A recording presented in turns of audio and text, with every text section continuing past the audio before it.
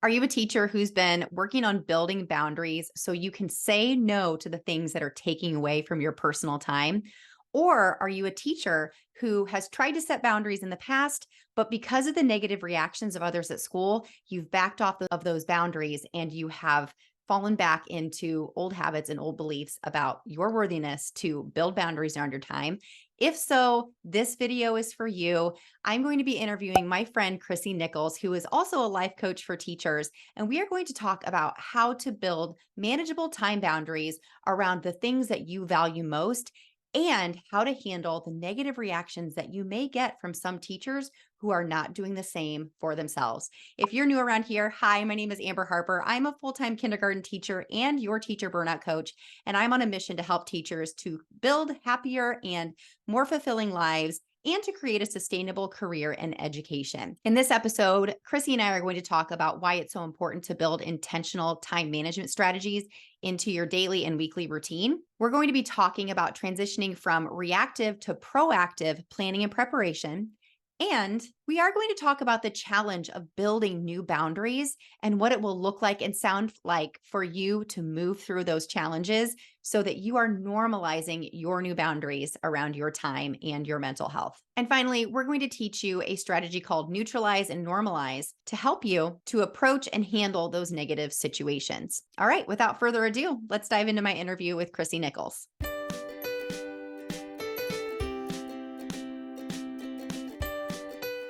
Hello, everyone. This is Chrissy Nichols with Teacher Talk, and you are listening to an amazing conversation with me and with the burned in coach, Amber Harper. Amber, it's so great to see you. Oh, it's so good to see you in person again, too, Chrissy. And I'm Amber Harper from Burned In Teacher and the Burned In Teacher podcast. And today, Chrissy and I are going to do something a little bit different. This episode is going to air on both of our podcasts, both Chrissy's podcast. Can you say your podcast name again, Chrissy? Yes, my podcast is Teacher Talk with Chrissy Nichols, and you can find me over at the Chrissy Concept. I am a life coach for teachers, for all of you who don't know about me or have not yet met me.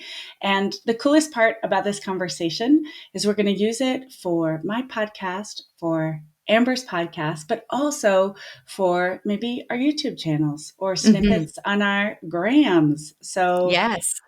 it's really exciting just to be in conversation about what we do, how we work together, where our work really intersects for all of you, so we can just serve as many educators as possible. But also, a really cool topic we want to deal with today, and that's about kind of the isolation of growth. But Amber, Mhm. first, for a lot of my listeners, will you just intro yourself really fast? Give us a tiny bit of your backstory, how you're still working as an amazing kindergarten teacher today, Oh, what you do, how you came to this. Go. sure. Okay, I'm going to give you a really quick synopsis.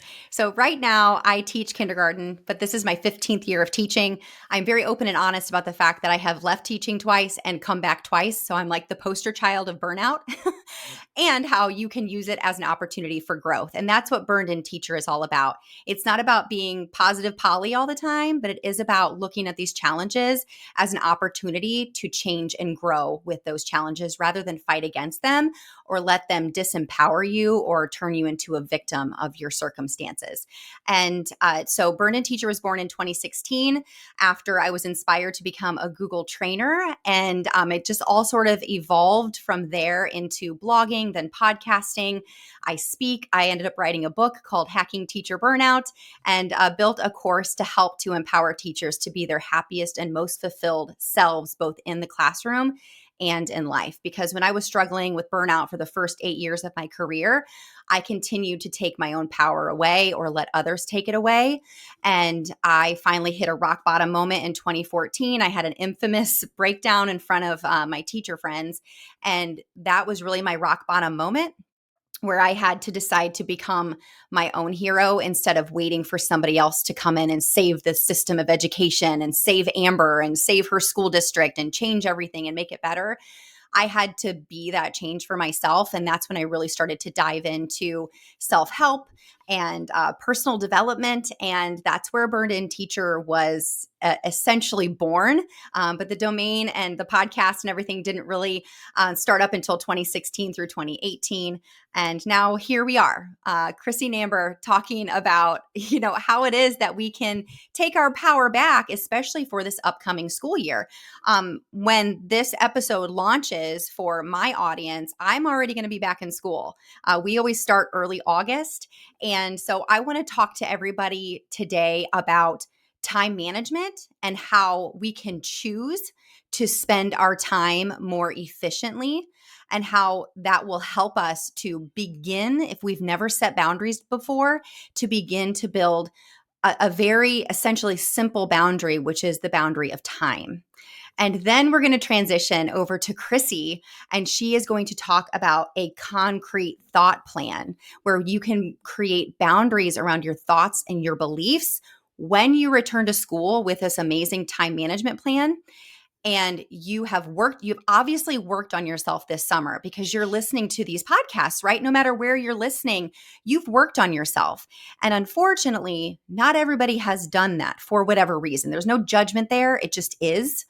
And when we return to school, we know that we are going to be met with some negativity, whether it's a negative work culture that you work in your school, or your grade level, or your team teacher.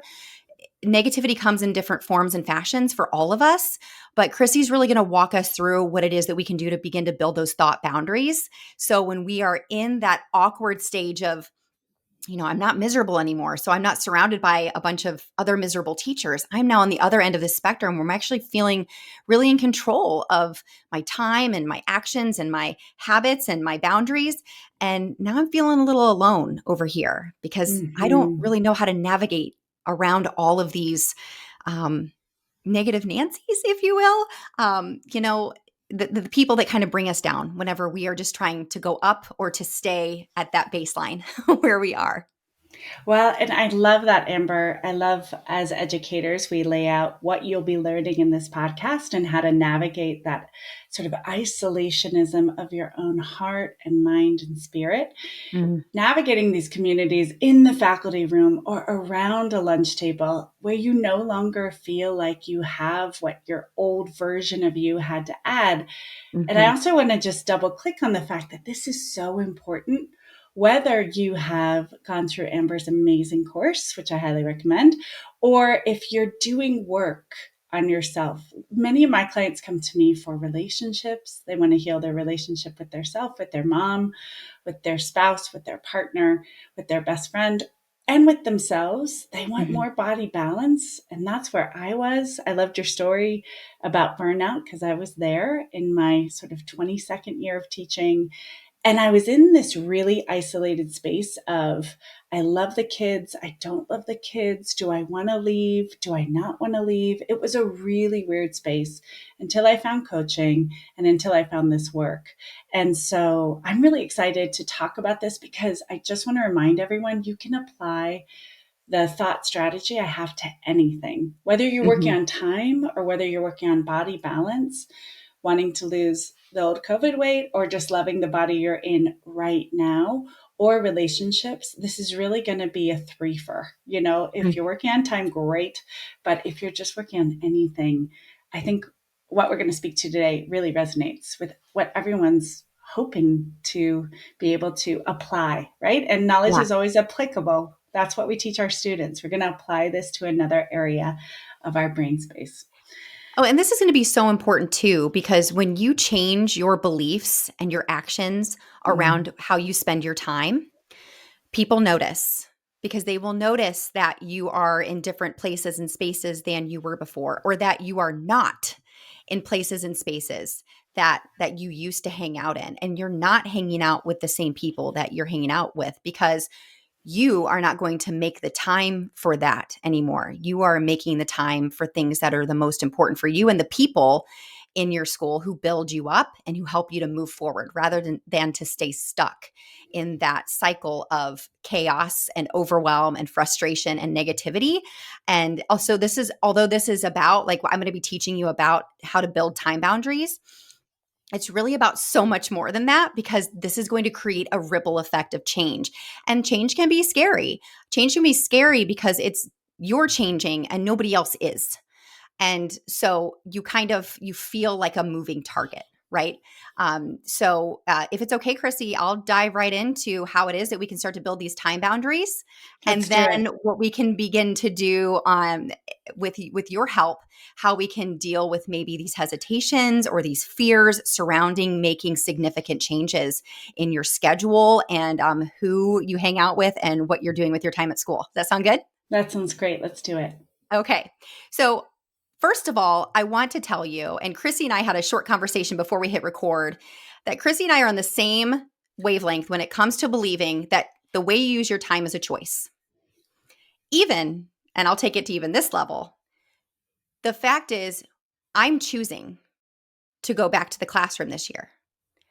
If you're a classroom teacher or a special ed teacher or a music teacher, whatever role it is, you're an administrator, you're a counselor, you're a coach, whatever, whoever you are inside of your role in education, you are choosing to go back to that. Mm-hmm. The fact is, we can choose not to. Mm-hmm. And for some of us, that choice is a little easier than for some other, for others, right? And the power of choice is really a privilege as well. Mm-hmm. And what we can do with that is begin to believe that we can choose to make time, not find time, but make time for the things that we value most. So the first step in this is not actually getting to the nuts and bolts of hours and minutes spent on what and productivity. It's really imagining how you want to feel at the end of a week, and who you want to spend time with, and what you want to spend time doing, what you want to spend time doing the most. And that's both inside your role as a teacher or a counselor or a coach or an administrator, and as whatever role you play outside of teacher or coach or administrator, right? Some of us are moms, some of us aren't. Some of us are living it up, single, hanging out with our friends. Whatever it is, whoever you are is completely amazing. And I think that we sometimes, whenever school starts back up, we lose that part of ourselves. We say, I can't be that fully anymore because now I'm a teacher again. And I can't go rollerblading with my friends on the weekend, or I can't go out and play volleyball with my besties, or I can't go out to eat with my husband anymore during the weekdays, when all of those things are a choice that we are or are not making to be a priority. So I first of all really suggest that everybody just brain dump how you want to feel. How do you want to feel when school starts? Do you want to go back to feeling drained and overwhelmed and exhausted? Or do you want to continue to have the motivation and the energy to do the things that you love to do outside of teaching? Because we can truly have both. And I am living proof of that. I'm teaching full time, running Burned In Teacher, and also doing things that I love, like lifting weights and running and hanging out with my husband and going to my daughter's football games and not taking work with me there to grade. So I'm living proof that when you take your power back and you decide, this is how I want to feel, this is how I want to live my life, because there's no guarantee that we have next summer. There's no guarantee that we will have Christmas break. We don't know. So we have to use every single minute with intention and discipline. And that comes from having a vision and a plan. And we've already started our vision because we know what we want to feel. We want to know, we already know what we want to do, how we want to spend our time both in school and outside of school, if you haven't, in fact, done that brain dumping, right? The next thing to think of is I want you to make a time allowance. So we all typically work, 5 days a week. Depending on our role, we have different contract hours, right? So, how many hours do you want to work a week? I call that a time allowance. And I call that a time allowance because I compare it to getting like, $5 a week as a kid, or a dollar a week, right? Like, that money is coming. So, your contract hours. For me, it's 40 hours, and my typical time allowance is about 40 to 45 hours a week. I give myself that allowance every week. When I build that number one boundary of saying, I will only work a maximum of 45 hours this week, that stamps it in my mind that that is all the time I have. And Have you ever noticed, Chrissy, like when you start a project and you have a deadline, you will meet that deadline. Like you could Yes. potentially work on it longer, but like when that deadline comes, like you will do what you have to do to meet that deadline. Well, and I just want to take everyone who's listening back to getting our certifications, our Mhm. accreditations. Maybe many of us have done our master's degree. You know, when I got my MA at the Sorbonne in literature, I was like, okay, this is when I have to defend at the Yep. Sorbonne to my Yeah. professors. It's this date, it's this Yes. time. I have to be ready. And my thought, this is also probably a James Clear beautiful thought, is like everything is going to take the amount of time that I give it. So Yes. giving ourselves ahead of time with our prefrontal cortex a time allowance, I think is brilliant. That's such a Yeah. brilliant step. Yeah. Yes, thank you. So you have your time allowance, 40 to 45 hours. Hopefully you don't work more than that.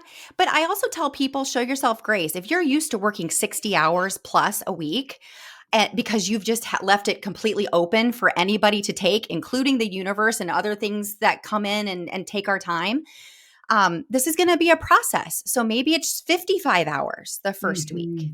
right? Maybe then the next week it's 52. Like show yourself grace and learn. Like this is this is about time, but this is also about self-awareness. This is also about raising your awareness of what you're spending your time on during the day, right? And Right. this is going to get us off of that hamster wheel, okay? Right. Time allowance, 40 to 45 hours is mine. I'm just using myself as an example. And next I'm going to move to, okay, if I have 45 hours max to work on school, what is my time budget per day? Oh, I So if love I'm that. going to divide, sorry, I just love that. I love how do we then make that really granular per day? Tell us yeah. more.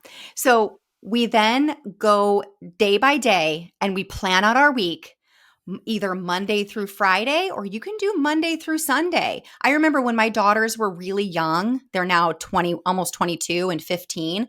When they were really young, I had to, and I didn't budget my time back then, I had to rush out of school right away to go pick them up from daycare.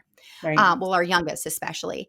But now time is different. When I was younger, I would go in. I would my husband would stay at home with our girls, and I would go in on a Saturday morning with a hot cup of coffee, spend a few hours getting some things ready for the next week, and then I would get home, and then he would do the same. We were both teachers in the same school for a while, and that worked for us. That worked for us. Now you're gonna have to seriously bribe me and drag me to the school on the weekend because I can get my things done before or after school. So there's no judgment in what works best for you, but what you are responsible for is for saying, okay, if I have 45 hours to spend, I know that I have contract hours. Like I have to be at school between the hours of 7:30 and 3:30. So Mm-hmm. that 8-hour stretch is already made for me, right? So I can choose to get to school at 7 o'clock and leave at 3:30, or I can choose to get to school right at 7:15 and leave at 4. Mm-hmm. I can choose. But what we can do then is we can kind of create a plan and an ideal work week of, all right, on Mondays, I'm going to get to school at 6:45. I'm going to get a full 45 minutes of work in before I even have to be here, and our students arrive at 7:45. I'm going to get a whole hour of quiet work time by Mm-hmm. myself just to get myself acclimated for the week. All right, that's 1 hour. Now we have the 8-hour contract time. So you've now worked 9 hours. Okay? 45 minus 9 is 8. yeah, No. right. So Yes. the brain just died. So 45 minus 8 is 36, right? Right. Okay. Sorry. I have 36 more hours to use. So you Right. basically just lay out a plan Monday, like I said, Monday through Friday, Monday through Sunday, what hours you're going to use when. I And oh, then, or go ahead. I was just going to say, Amber, I was so, of course, in my thought space of not doing math, but I'll tell you what, when you look at that hour, like you were saying, getting there, that beautiful, silent, assiduous hour before the day starts, the beauty of that is if you know that's going to be your hour and one of 9, right? And Mhm. you're going to go through your bank in just a second. I can just see for myself as you're talking, I'm feeling into, I'm going to use that hour. I'm not going to go Mhm. chat with my neighbor who just sauntered in 8 minutes later. I'm going to get to that copy machine. I'm going to make sure it's warmed up. Like go, go, go, go, go. And that's Mhm. that discipline and intention you're talking about. Yes. Yes. And when you do this for a while and you learn about yourself, you're no longer rushing to that copy machine on Monday morning to make copies for when the kids first come in.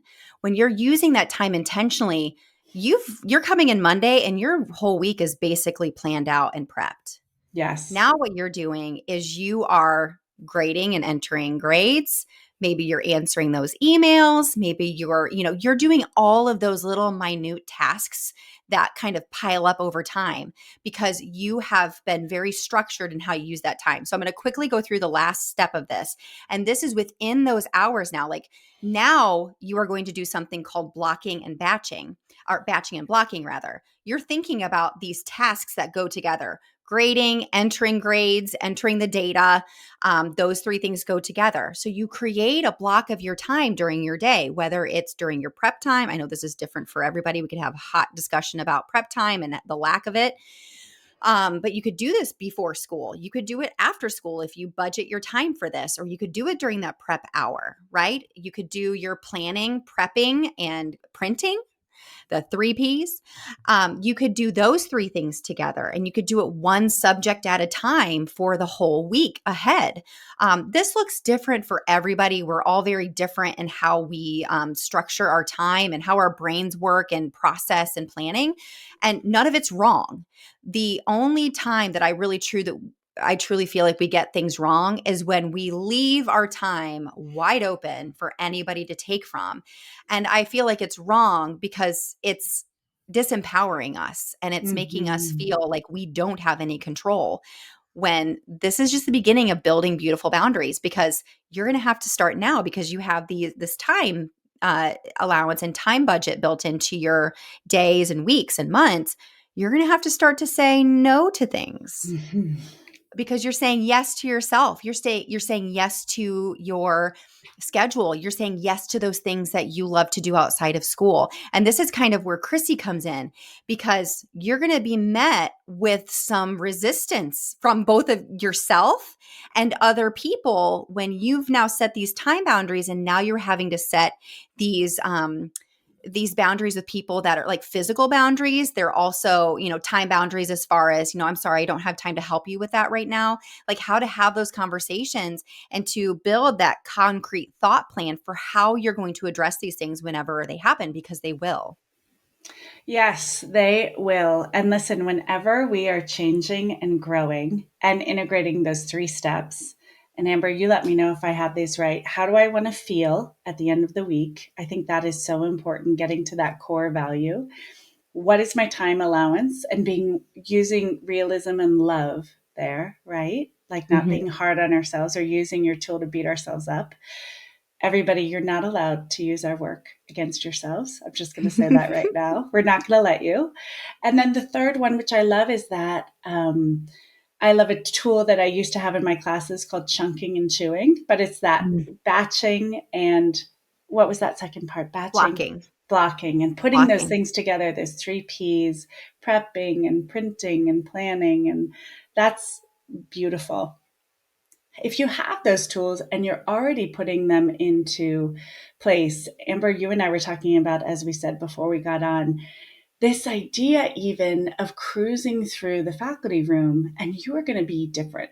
Your Mhm. energetic signature is maybe going to be a bit more calm because you're using these hours to get a little bit ahead, even if it's 7 minutes ahead. People are going to notice, right? You're not going to be Mhm. in there with the negative Nancy's, with the naysayers complaining.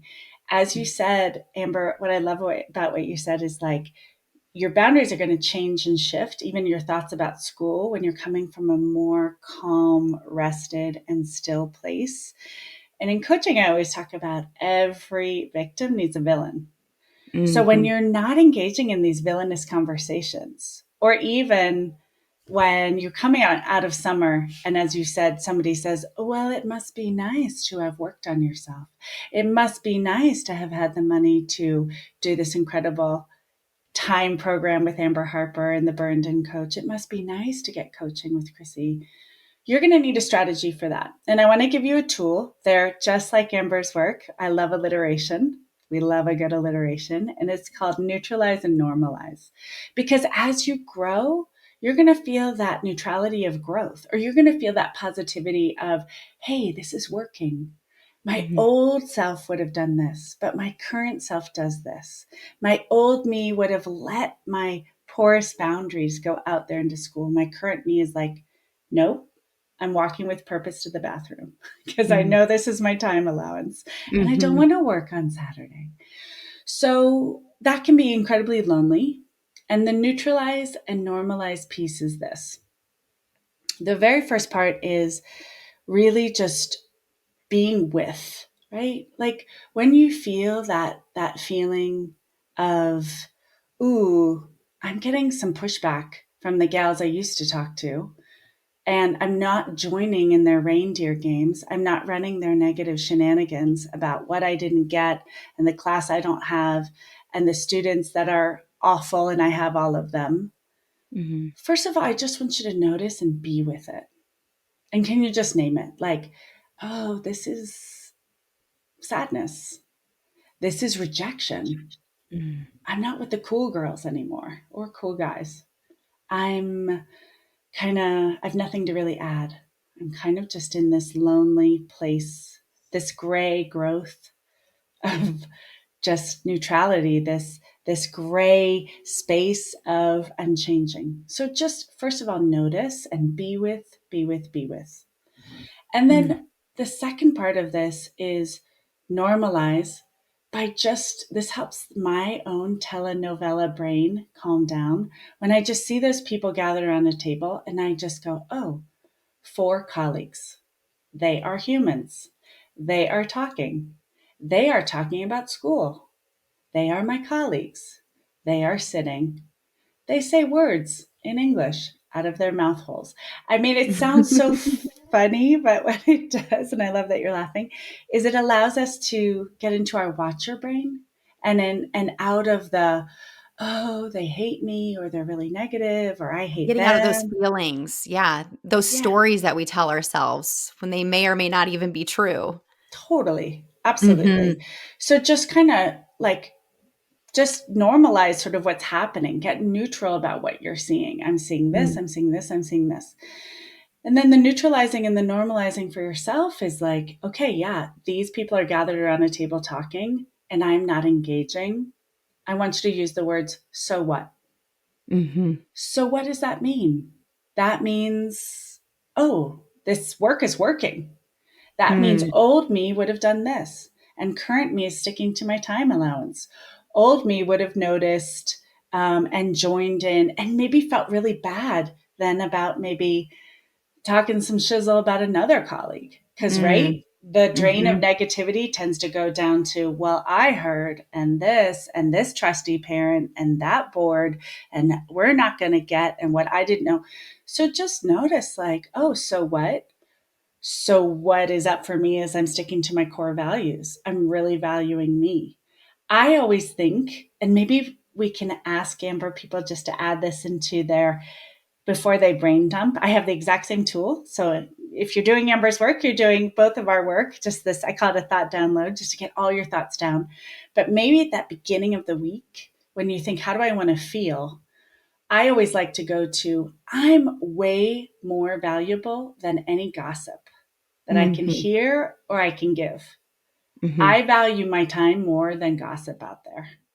And if Oh, you I don't love want to, that so much. yeah, if you don't want to call it gossip, you can just say words spoken in a faculty space, words Mhm. spoken in a classroom, right? Mhm. So Mhm. I value being able to go home and make a great meal, or that pottery class now that I have time for because I have a cool time Mhm. allowance, or Mhm. my spouse, or that cool exercise class, right? I value Mhm. that more Mhm. than words exchanged that will make me feel probably pretty bad about myself. Yeah, yeah. Because while you're spending the time and the energy engaging in that conversation, it's simply a waste of time because it's not there's no action behind any of that venting or that complaining.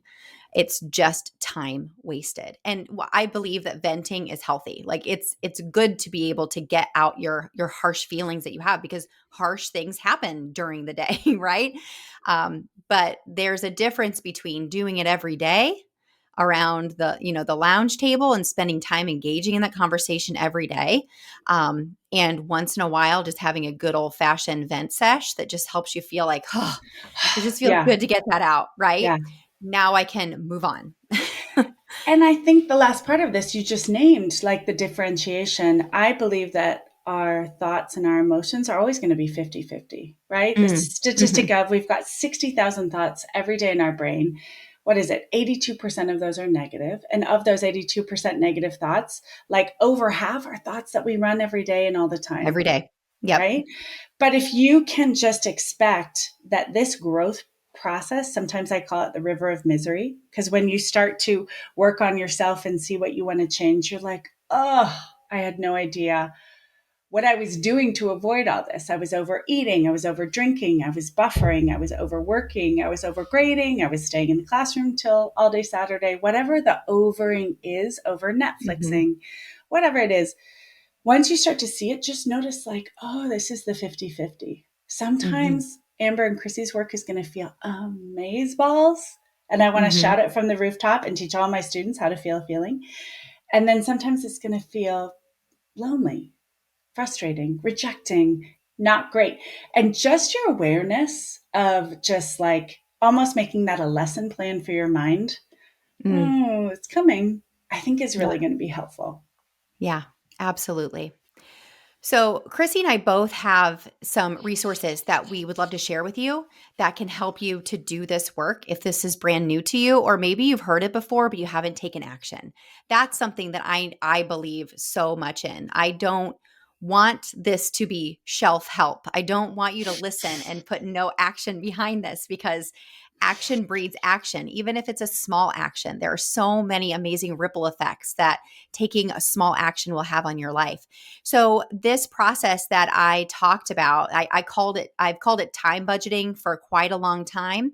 But you can find the time management bundle in my TPT store, where I walk you through exactly how to create this time allowance, how to create your time budget, and then how to block and batch. And that also comes with the priority planner.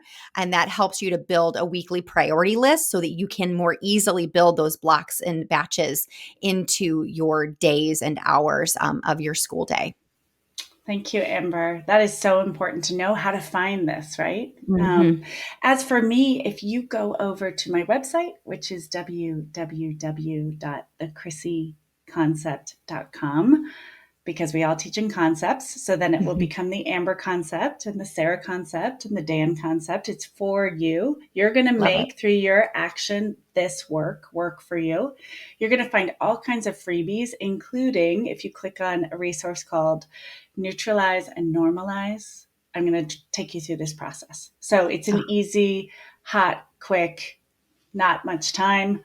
You can do it. Put that in your bank and in your allowance. mhm. But Amber, it's just been so beautiful today to see where our work really crosses over and connects, and where it's different. And I love that. And I love your message, and I love everything you have for all of my listeners in my community. And of course, my mission is just to help as many educators as possible.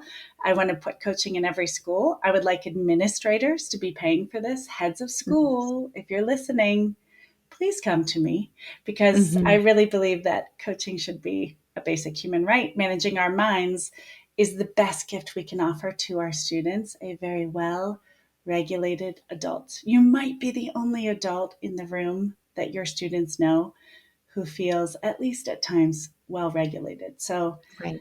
Right. this is the best professional development you can give yourself and give your school communities, because people will notice and then they'll say, what the heck are you doing? I Right. believe those Yes. negative I love Nancy's that. are going to come Yes. around and say, hey, Hey. she seems more zen. She seems happier. Yes. What's she doing? Right? Yes. Yeah. And you will attract the people that that want that change. They want to see that change in their life too. And you will repel the people that don't. And you're going to repel Correct. the right people, and you're going to attract the right people through these changes. So thank you so much, Chrissy, for Thank setting this you. up. I'm going to self-admittedly say Chrissy's the one who contacted me and said, "Hey, let's do a podcast together." And I'm like, "Let's do it. This is amazing." And I'm just so grateful for your time and for your Same. knowledge. I mean, I just really, it takes a village to raise a child, and it certainly takes a city to help teachers right now. And we are just two of some amazing resources that are out there to Yeah. support you.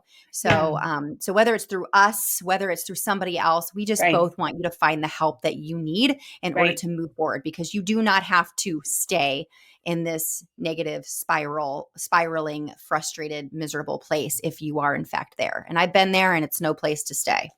I agree. And Amber, give us one more time how people can find you. Sure. Yeah. You can go to burnedinteacher.com. That's burned in, the opposite of burned out, all one word, burnedinteacher.com. And you can find me on all social media platforms at burnedinteacher.